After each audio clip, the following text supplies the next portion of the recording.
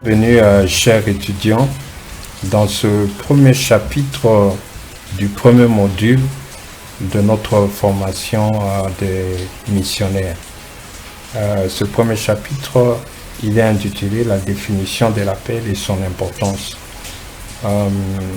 C'est le premier chapitre du premier module qui est comment mieux connaître son appel. Et nous voulons parler un peu définir c'est quoi l'appel et puis pourquoi l'appel et voir son importance. J'aimerais d'abord vous donner, vous rappeler que le texte de base de notre base missionnaire, il se trouve dans Marc chapitre 16, le verset 15, où Jésus dit « Allez partout le monde et prêcher la bonne nouvelle à toute création ». Ça, c'est notre texte de base ou fondamental dans la mission pour que on comprenne pourquoi nous parlons de la mission. C'est cette recommandation du Seigneur d'aller partout dans le monde afin de faire de tout le monde, de toute la création des disciples, de parler de la bonne nouvelle. Alors, nous comprenons très bien que il y a quelque chose qui s'est passé quand Jésus disait « Allez partout dans le monde ». Il donnait une mission. Et c'est pourquoi nous parlons de la formation des missionnaires. Mais l'appel lui-même, c'est quoi? Pour ne pas un peu mettre trop de définitions théologiques, je peux seulement donner ça d'une façon très simple. L'appel, c'est comme le plan de Dieu que Dieu veut accomplir avec nous et par nous. Dieu veut accomplir avec nous et par nous. C'est ce que Dieu a dans sa tête qu'il a planifié pour accomplir avec nous sur la terre ici et par nous. Pour mieux le comprendre, je crois, nous allons voir un peu la prière de Jésus quand il était au niveau de la veille de sa mort, la veille de sa mort, la nuit où il priait au jardin de Gethsémane. Si nous l'examinons dans Jean chapitre 15 et de Jean chapitre 17, le verset 15, Jésus est en train de prier. Dans cette prière, il y a beaucoup de choses qui ressortent sur l'appel, parce que Jésus est en train de donner beaucoup d'informations. Il est en train de prier pour les disciples et il est en train de prier. En effet, Jésus est en train de prier pour tous les ouvriers, que ce soit ses propres disciples et ceux-là qui donneront leur vie au Seigneur, qui continueront à servir le Seigneur. Donc c'est une prière pour les disciples. Et pour moi, c'est vraiment un chapitre de base pour tout homme de Dieu, tout serviteur de Dieu, pour comprendre que il y a 2000 ans, 3000 ans, Jésus-Christ dans le jardin de Gethsémane a fait cette prière. Et dans le 15e verset, il dit quelque chose. Il dit je ne te prie pas de les ôter du monde. Il parle au Père. Je ne te prie pas de les ôter du monde, mais de les préserver du mal. C'est un verset très important pour comprendre l'appel. Jésus est en train de demander au Père que les gens que tu m'as donnés, quand ils donnent leur vie au Seigneur, quand ils vont croire à l'évangile, à la bonne nouvelle, parce que Jésus est notre bonne nouvelle, croire à ce Messie qui est venu sauver l'humanité, quiconque croit sera sauvé. Et dès que la personne croit, Jésus, lui, il prie, il dit à Dieu de ne pas les ôter du monde. C'est une prière un peu, qui est un peu paradoxale, parce qu'il dit qu'ils n'appartiennent pas au monde, mais il dit préserve-le du malin. Pourquoi Jésus veut nous préserver dans le monde pendant que il nous sauve du péché? Pourquoi Jésus veut préserver ses adeptes ou les âmes sauvées dans le monde avant de les reprendre? Et lui-même, il donne cette réponse dans 3 versets après. Il dit « Comme tu m'as envoyé dans le monde, je les ai aussi envoyés dans le monde. » En effet, le Seigneur Jésus montre très bien l'appel que lui, il sauve la personne. Au lieu de leur reprendre cette personne vers lui, il demande au Père, garde-le encore sur la terre Pourquoi? Parce que comme toi tu m'as envoyé dans le monde, j'aimerais aussi les envoyer.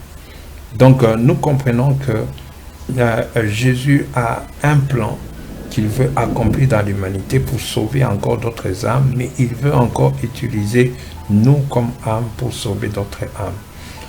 Donc c'est une vision claire du Seigneur qu'il a avec nous dans le champ missionnaire pour aller encore, pour nous utiliser et sauver. C'est Jésus qui sauve, mais il veut aussi que nous soyons des instruments qu'il va utiliser pour accomplir cette mission de continuer à sauver plusieurs âmes. C'est ainsi qu'il a dit au verset 15 que de n'est pas les auteurs du monde, mais au verset 18, il dit « Comme tu m'as envoyé, moi aussi je les envoie ». Et quelle est l'importance de l'appel? Parce que beaucoup de gens sont dans l'église, ils ne connaissent pas leur appel, et ils ne se préoccupent même pas de leur appel, ils se disent seulement nous sommes sauvés. Nous sommes sauvés, ça va, j'ai donné ma vie au Seigneur. Je crois pour moi c'est suffisant. Je peux rester, continuer à prier, c'est suffisant. Je ne vois pas pourquoi je dois faire quelque chose pour l'œuvre de Dieu. Mais écoute un peu, c'est que Jésus lui-même nous rapporte, lorsqu'il parle de l'arbre, dans Matthieu 7, verset 19, il dit que l'arbre qui ne produira pas de fruits sera coupé et jeté au feu. Il nous compare comme des arbres qui sont appelés à produire des fruits, et si nous ne produisons pas de fruits, nous serons coupés et jetés au feu. Ça veut dire que c'est important que chaque chrétien connaisse, réponde à l'appel du Seigneur, réponde à la mission comme Jésus a été envoyé, que chaque chrétien doit savoir que lui aussi a été envoyé. Que Jésus t'envoie, que Jésus m'envoie moi aussi dans le monde, j'ai une mission à accomplir. Donc c'est une chose très importante.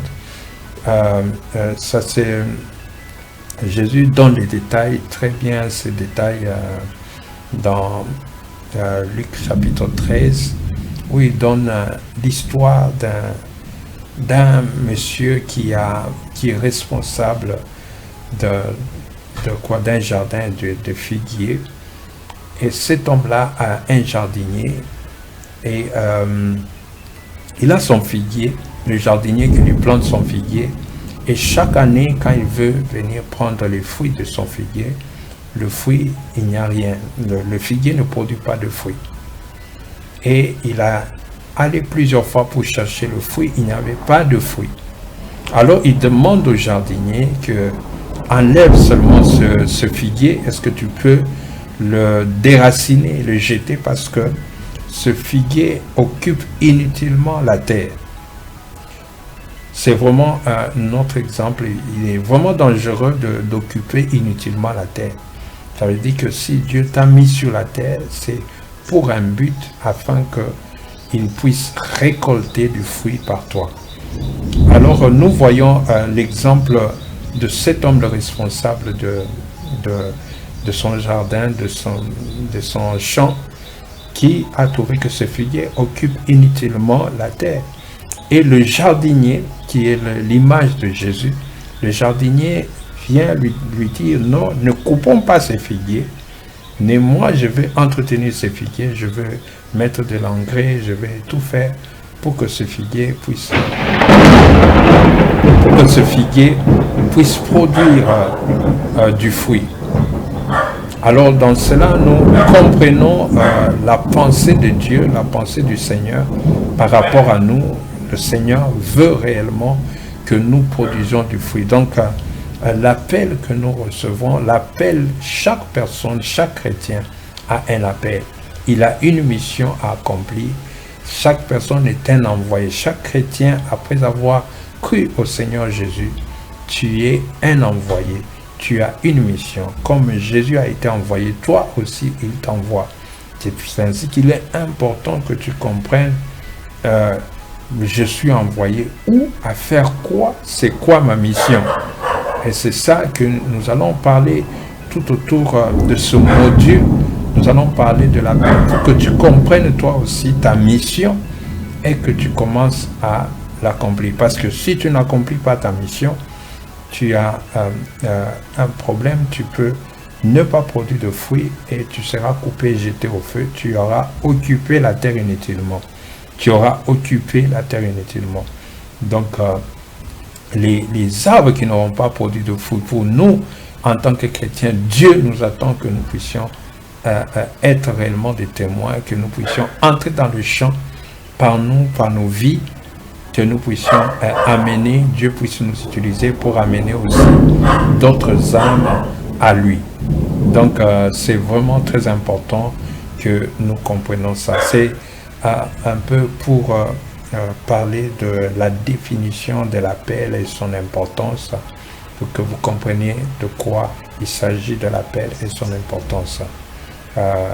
Merci d'avoir assimilé ce chapitre et d'avoir compris ce chapitre, et continuez avec les autres chapitres pour que vous puissiez comprendre votre appel et son importance et tout ce qui s'attache à l'appel. Que Dieu vous bénisse.